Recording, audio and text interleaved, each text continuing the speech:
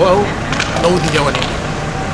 És un secret que he mantingut sense desvetllar durant molt de temps i som molt poca gent que ho sabem. Bé, us vaig ensenyar un artefacte que serveix per passar una mica millor aquests temps de crisi, diguem-li, econòmica, tot i que hi ha molta més crisi que no pas econòmica. Em trobo davant del MACBA i em sembla el lloc apropiat per ensenyar-ho. Els ajuntaments estan arruïnats. Els actes culturals seran els primers que patiran aquesta ruïna. Aleshores, els actes culturals cada vegada seran més petits. O sigui, els canapés seran més petits, hi haurà menys enciamades, menys coronets, menys patates fregides fins i tot. Per aconseguir arribar amb elles cada vegada serà més difícil.